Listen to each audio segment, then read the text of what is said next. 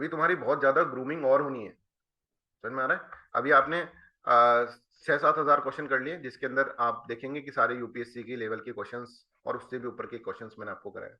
अभी इससे भी स्ट्रॉन्ग मैं क्वेश्चंस बनाऊंगा, और ज्यादा इससे डीपर अंडरस्टैंडिंग, जिसमें आप गलती करो वो सब चीजें बनाई जाएगी।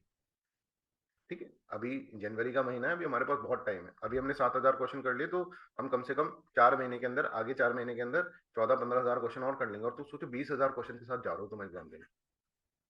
कोई भी एस्पिरेंट ने 20 हजार क्वेश्चन नहीं करे, गारंटी है। कैसे? क्या ज्यादा से ज्यादा एस्पिरेंट क्या कर सकता है? विजन आईएएस की टेस्ट सीरीज लगा लेगा, जिसमें 31 टेस्ट होते हैं या 35 टेस्ट होते हैं।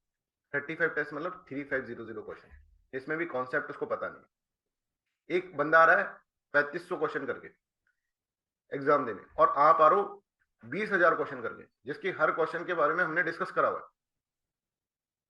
तो कहां टिकेगा ये बंदा? कहां टिकेगा? आपका कंपटीशन ही नहीं है भाई, और लोगों से और एस्पिरेंट से आपको कंपटीशन ही नहीं है। इसी चीज लॉजिकली आप सोचो ना, आपने 20 हजार क्वेश्चन करे और 20 हजार पढ़ी हुई चीजें करे, मतलब 20 हजार क्वेश्चन मतलब आपने बहुत सारे फैक्ट्स पढ़ लिए हैं, पूरा रिवाइज कर लिया है, और मल्टीपल टाइम रिवीजन कर लिया है। पीछे पढ़ पढ़ के अभी तक मैंने पॉलिटी आपको रिवाइज करवा दिया होगा कम से कम 15 बार। ये तो आप भी समझ रहे हैं। इतना रिवीजन भी कोई नहीं करा है, इतने क्वेश्चन भी कोई नहीं करा है।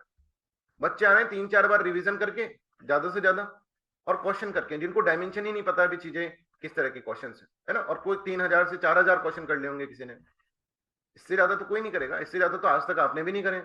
कितने एग्जाम दे दिए आपने? यूपीएससी के कई अटेम्प्ट दे दिए आपने, करें क्या? नहीं करें। और एक बंदा आएगा भाई साहब, 15-20 बार रिवीजन कर रखा है उसने, और उसके पास 20 हजार क्वेश्चन है उसके साथ।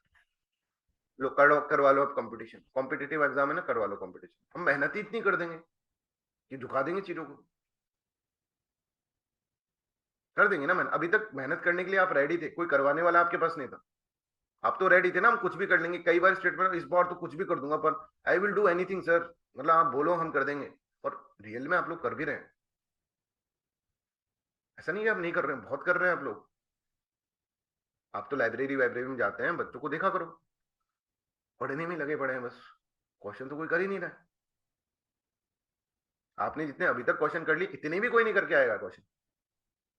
तो अपने अंदर एक कॉन्फिडेंस रखो कि भाई हमारे पास ये हथियार है, हमारे पास, और इनके पास ये हथियार है, और इनसे ही लड़ना है हमें। तो पहले ही सरेंडर कर देंगे, भाई सॉरी तेरे से लड़ाई गलत हम कर रहे हैं। ऐसे बच्चे मैं क्रिएट करना चाहता हूँ। बट तुम लोगों का सपोर्ट बहुत इंपॉर्टेंट है। कुछ बच्चे रेगुलर है और बहुत अच्छा कर रहे हैं, 200 में से 160-170 नंबर भी ला रहे हैं, और पेपर इतना हार्ड बनाते हैं हम तभी भी, समझ में आ रहा है? तो ये बहुत अच्छी बात है कि तुम इस लेवल तक पहुंच गए। अब इस लेवल तक पहुंचने के बाद कुछ नहीं बचता है। अब बस हमें सब चीजें हमें पढ़ना है। और जो आप अब ऐसा कहेंगे सर आप लक, लक हमेशा उसका साथ देगा जो करेजियस है, जिसने काम करा है, जिसने मेहनत करी है। प्रकृति ऐसे थोड़ी ना हो सकती इतने बड़े बड़े रूल्स बना दे, बट ये रूल भूल जाए कि जो अच्छा काम कर रहा है उसके साथ अच्छा होगा। ऐसा नहीं होता। प्रकृति भगवान ने बनाई, भगवान रेशनलिटी के साथ बनाई होगी प्रकृति, है ना। रेशनल गॉड होगा कोई, ऐसे नहीं पागल सा आदमी है उसने बना दिया सब कुछ, ऐसा तो नहीं होगा।